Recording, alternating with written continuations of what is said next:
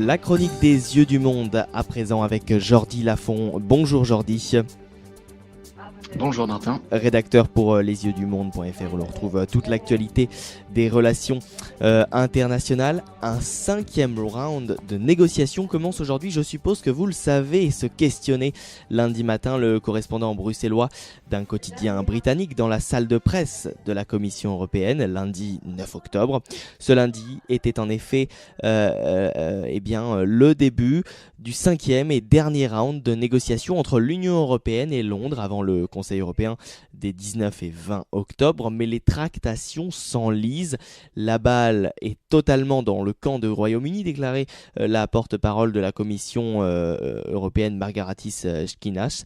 Et alors les Britanniques, justement, eux, apparaissent aujourd'hui en face, affaiblis. En tout cas, la première ministre, Jordi, Theresa May, est loin d'être populaire en Angleterre aujourd'hui. Oui, alors ça fait un moment qu'il n'y a pas eu de sondage directement sur sa popularité, donc c'est difficile de la mesurer précisément, mais ce qui est sûr, c'est qu'elle n'est pas en position de force, elle a beaucoup de mal à asseoir son autorité. C'est le cas depuis les élections anticipées qu'elle a provoquées début juin.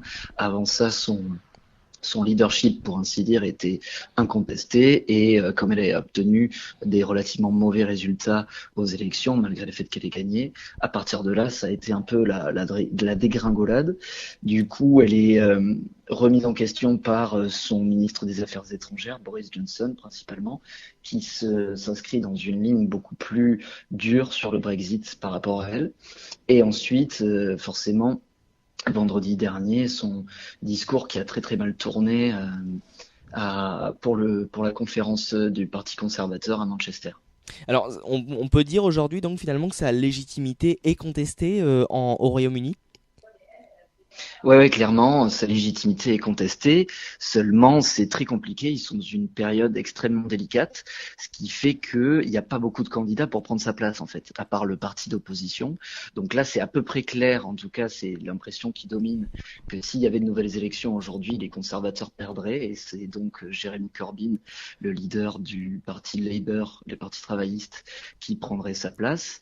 En revanche, au sein du parti conservateur, si quelqu'un devait prendre la place demain de Margaret Thatcher, on ne sait pas qui. Boris Johnson est loin de faire l'unanimité lui aussi, même si il occupe une position assez forte au sein du parti.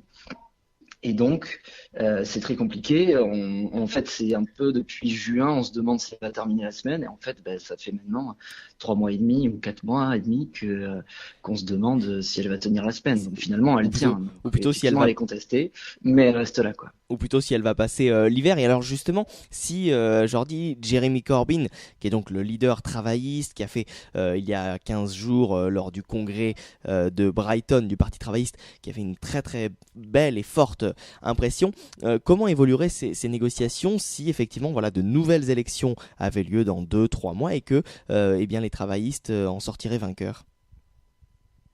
Alors ça, c'est très difficile à dire parce que le problème avec le Brexit, c'est qu'on est dans une situation historique inédite. Ce qui fait que on n'a pas d'exemple précédent pour essayer de prévoir l'avenir et donc de faire ce qu'on appelle une analyse prospective. Donc déjà, on a du mal à le faire dans le Brexit Oui. dans lequel il est aujourd'hui. Alors si là en plus il y avait un changement de parti, c'est carrément impossible de dire ce qui se passerait. Ce qui est sûr, c'est que ça remettrait en question tout ou en partie le peu que les conservateurs ont réussi à obtenir jusqu'à aujourd'hui. Et du coup, la position du Parti travailliste est assez dure à savoir parce qu'ils sont restés dans ce qu'ils ont appelé eux-mêmes une ambiguïté constructive, c'est-à-dire qu'ils se sont placés de manière très ambiguë pour essayer de se bloquer aucun vote pour les élections de début juin. Maintenant, ils sont un peu plus clairs, ils demandent une période de transition au sein de l'espace économique européen, donc ce qui est pas très loin de ce que demandent actuellement les conservateurs aussi. Mais pour la suite, ils ont du mal à dire ce qu'ils voudraient après cette période de transition. Donc le leader du parti que vous avez évoqué, Jeremy Corbyn, est de ce qu'on dit personnellement assez anti-européen. Donc lui, il serait en fait sur plus ou moins la même ligne et les mêmes exigences que ce que pose Theresa May aujourd'hui, c'est-à-dire sortir de l'espace économique européen, sortir du marché unique. Et donc, s'affranchir complètement des règles de l'Union européenne de manière à la fois politique et économique. Mais Keir Starmer, qui est le responsable du Brexit au sein du Parti travailliste, lui serait pour un maintien dans ce marché unique, justement. Donc en fait, le problème est plus ou moins le même chez les travaillistes que chez les conservateurs, c'est-à-dire qu'il y a deux lignes, ceux qui veulent rester dans le marché unique et ceux qui veulent en sortir, c'est-à-dire ceux qui veulent uniquement s'affranchir du côté politique et garder l'aspect économique de l'Union européenne, et ceux qui veulent s'en affranchir complètement, à la fois politiquement et économiquement. Donc qu'est-ce qui se passerait si c'était le parti euh, travailliste qui prenait le pouvoir dans un futur proche? Impossible de le dire, mais probablement quelque chose d'aussi incertain et d'aussi vaseux, si je puis dire, que la situation qu'on connaît aujourd'hui. Oui, alors une situation quand même assez chaotique. On en est quand même au cinquième round, des rounds qui ont commencé le 29 mars dernier, il y a plus de 6 mois désormais. Et finalement, de ces 4 autres précédents rounds, qu'est-ce que l'on peut retenir? Qu'est-ce que il s'est réellement dit? Parce que finalement, voilà, on parle beaucoup du Brexit dans les journaux et dans les médias, mais on est beaucoup en façade. Rien de concret pour l'instant, visiblement. Non, non, pas grand-chose de concret. Le premier round a été consacré aux règles de la négociation, donc ils n'ont pas parlé du fond. Le deuxième, on n'a pas très bien compris ce qui s'est passé. Et le troisième a été particulièrement chaotique, où on a dit que là, on était dans un réel blocage. La conférence de presse à la fin des négociations était relativement tendue, même particulièrement tendue par rapport aux autres. Et donc le quatrième, le précédent a légèrement débloqué les choses. Les deux parties ont admis qu'il y avait eu des progrès d'effectués. Donc, apparemment, le sujet qui serait le plus simple pour l'instant, ce serait celui des citoyens expatriés. Donc, la question des Européens installés au Royaume-Uni et des Britanniques installés dans l'Union européenne. Donc là, on va rester au moins pendant la période de transition sur un maintien des droits tels qu'on les connaît aujourd'hui. Après, ça reste un peu flou, mais bon, les deux parties semblent plus ou moins enclin à trouver un accord. Ce qui bloque, c'est la question de la Cour de justice européenne. Est-ce que la Cour de justice continuera à être compétente au moins sur les citoyens européens qui resteront au Royaume-Uni?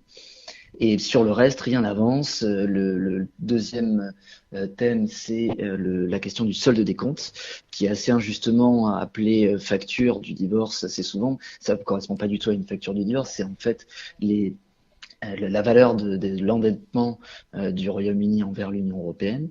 Donc ça, qu'elle reste au sein de l'Union européenne ou qu'elle en sorte, elle le doit. C'est juste que si elle en sort, on veut qu'elle s'engage à le payer dans un temps défini. Donc là, on a tout juste réussi à obtenir des Britanniques qui admettent que oui, ils respecteraient leurs engagements financiers, mais on ne sait pas de combien, on ne sait pas quels engagements précisément. Et alors le pire, c'est probablement la troisième question, celle de la frontière irlandaise, qui est très délicate parce que vous le savez, elle fait l'objet d'un traité de paix puisque la situation entre l'Irlande du Nord et la République d'Irlande a été très tendue, notamment dans les années 60-70, et il y a eu des affrontements autour de cette frontière, ce qui fait que aujourd'hui, le fait que les deux pays soient présents dans l'Union européenne et que donc il n'y ait pas besoin de contrôle à leurs frontières détend énormément la situation parce que ça fait un peu oublier cette opposition. Et ça marche depuis maintenant quelques années plutôt bien. Et donc là, si le Royaume-Uni sort effectivement du marché unique, il est question de contrôle douanier qui donc obligerait les personnes qui vivent d'un côté et travaillent de l'autre tous les jours à être contrôlées ou en tout cas connaître des ralentissements à la frontière, etc. Et donc ça, on a très peur que ça relance des tensions éventuellement. Et là-dessus, les deux parties n'arrivent pas à s'entendre parce que justement, il faut avancer sur tout le reste pour commencer à avoir une idée de à quoi ressemblait la relation future pour pouvoir déterminer quelle solution on peut apporter et de quelle forme on peut prendre cette frontière.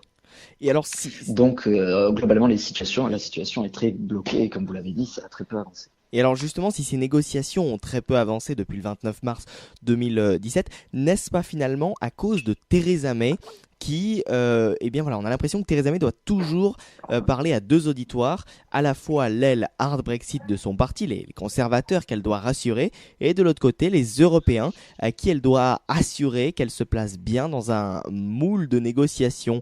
Le problème semble être là, non, Jordi? Oui, oui, c'est une partie en tout cas du problème. Theresa May est dans une position particulièrement délicate, déjà en sachant, comme on l'a dit au début de notre échange, que elle n'est pas franchement légitime et que ça se passe pour elle en partie. Il y a deux franges du parti, ceux qui sont pour un Brexit très dur, donc comme je vous l'ai dit tout à l'heure, à l'extérieur du marché unique, et ceux qui sont pour un maintien dans le marché unique. Et en même temps, elle doit respecter l'engagement et puis la volonté que les citoyens du Royaume-Uni ont exprimé en juin 2016. Donc c'est très difficile pour elle et en plus elle est toute seule face à 27 autres États qui eux sont unis et relativement d'accord jusqu'ici. Donc elle a du mal à avancer parce que elle marche sur des œufs, elle est attaquée de tous les côtés, donc c'est très compliqué et elle fournit relativement peu de choses, elle donne peu de garanties aux Européens, donc ça ne pousse pas à faire avancer la négociation, mais il faut pas croire que les Européens lui mènent la vie facile non plus en face. Ils sont très durs. Sur la question des engagements financiers, il semble bloquer un peu le reste tant que ça c'est pas réglé, ce qui peut se comprendre, hein, mais bon, qui ne fait pas non plus avancer la négociation. Et ils ont eux-mêmes imposé cette histoire de phase, donc justement ce qui devait prendre fin théoriquement après le round qui est en vigueur aujourd'hui, c'est la première phase des négociations qui porte sur la séparation et donc les trois éléments que j'ai évoqués tout à l'heure, la frontière irlandaise, le règlement financier et Mm. la question des Mhm. citoyens expatriés. Et ensuite, on pouvait passer à la deuxième phase où là, on parlerait de la relation future. Qu'est-ce qui se passerait une fois que le Royaume-Uni serait séparé de l'Union européenne? Et c'est pas facile de respecter cet engagement et ces phases parce que, notamment pour la frontière irlandaise, comme je vous l'ai dit tout à l'heure, il faut connaître à quoi ressemblera la relation future, quelles seront les relations commerciales, est-ce qu'il y aura des taxes sur les produits et donc on devra les prélever à la douane, est-ce que on exigera des règles d'origine, c'est-à-dire euh, une reconnaissance de l'origine des produits qui doit être contrôlée là aussi à la frontière, ou est-ce qu'on libéralise complètement les échanges et on s'affranchit de ces règles-là, et donc on peut garder la frontière telle qu'elle est aujourd'hui. Donc l'un ne va pas sans l'autre. Donc du coup, c'était dans l'avantage des Européens de poser cette phase. Ils ont réussi, mais ça pousse pas à avancer sur tous les sujets. Mhm. Parlons à présent de l'Europe, je dis plus globalement. Après la crise économique et financière de 2008, l'Europe reste en quête de cohésion. Alors avec ou sans la Grande-Bretagne, hein, on vient d'en parler. Quel est votre regard, Jordi, en tant que spécialiste avéré, sur l'Union européenne au jour d'aujourd'hui? Ben, c'est une bien vaste question, mais non, je suis assez pessimiste sur l'avenir de l'Union européenne et sur l'entrain particulièrement qu'il y a aujourd'hui autour de l'élection d'Emmanuel Macron. Je pense qu'il a avant tout été élu contre Marine Le Pen et que c'est pas franchement un aveu et une déclaration d'amour de la part des citoyens français envers l'Union européenne que de l'avoir élu. Donc là, il est plein de bonnes intentions. Dans la presse, on parle d'un regain, d'un redémarrage de l'Europe, d'une reprise de vitesse. Moi, je suis assez pessimiste et je pense qu'elle va retomber assez rapidement, tout simplement parce que l'Union européenne est très compliquée à faire avancer, puisqu'il y a encore 28, bientôt 27 États qui n'ont pas les mêmes intérêts et qui ont déjà beaucoup avancé dans leur intégration. Et donc, aller plus loin, ça demande de peut-être de prendre des positions sur des sujets, des fonctions de l'État et de la politique sur lesquels les 27 États n'ont pas les mêmes intérêts. Donc c'est impossible que on prenne des décisions sur lesquelles on n'est pas d'accord et où fondamentalement on ne partage pas les mêmes intérêts. Donc on va voir ce que va donner le gouvernement allemand et la coalition que Mme Merkel a réussi à avoir et quel engagement ils seront prêts à avoir eux aussi. Mais toutes les réformes évoquées par Emmanuel Macron, d'intégration de la zone euro particulièrement, il a parlé même d'un d'une commission resserrée à 15 États, il a évoqué beaucoup de choses dans son discours à la Sorbonne. Tout ça, c'est facile, entre guillemets, c'est facile. Ça n'engage que lui, de faire une grande déclaration d'intention et toutes sortes de réformes à la Sorbonne devant les étudiants français. On a vu que les réactions au sein de l'Union européenne étaient relativement mitigées. Et quand il va vraiment falloir avancer, on va le voir la semaine prochaine pour le sommet, et prendre des engagements concrets à 27, ça va s'avérer beaucoup, beaucoup plus compliqué. Donc, l'Union européenne risque de stagner comme ça au niveau de l'intégration, je pense, encore pour un moment. Et ensuite, il faudra voir l'évolution économique que connaissent les pays membres. Et ça, moi, je suis pas capable de la prévoir, mais si ça va pas beaucoup mieux que ça va jusqu'à aujourd'hui, l'euroscepticisme risque de revenir et refaire un grand retour. Et en fait, le Macron s'avérera avoir été une bulle et une simple parenthèse dans les problèmes auxquels fait face l'Union européenne aujourd'hui.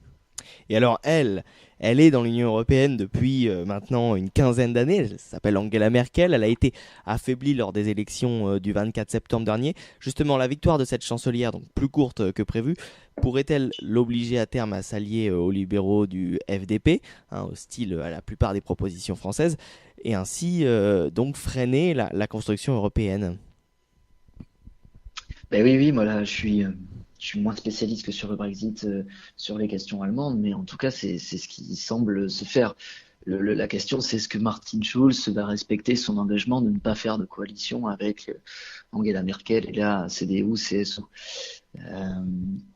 Du coup, à partir de là, on va savoir si jamais Schulz craque. Là, on va rester sur la même position allemande qu'on a connue jusqu'à aujourd'hui. S'il tient sa parole et qu'elle est obligée de s'allier avec les libéraux, comme vous l'avez dit, là, par exemple, le blocage va être direct.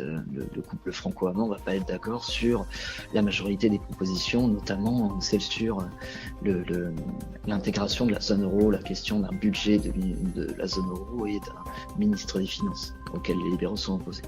Merci beaucoup Jordi Lafond du site internet desyeuxdumonde.fr d'avoir répondu à nos questions et de nous avoir éclairé un petit peu plus sur la situation passionnante qu'est le Brexit et plus globalement sur l'Union européenne. Donc Jordi, la semaine prochaine, 19 et 20 octobre, grand sommet européen. Ouais, gros sommet européen notamment. Bon, alors le suspense est un peu gâché parce qu'on est à peu près sûr que le passage à la deuxième phase de négociation est mort déjà dans l'œuf, mais on va voir. C'est le premier sommet européen depuis donc le grand discours de Macron. Il en a encore parlé cette semaine avec Cohn-Bendit et depuis donc les élections allemandes. Donc ça va être très intéressant. Jordi Lafond des yeuxdumonde.fr. À très bientôt dans C'est l'info.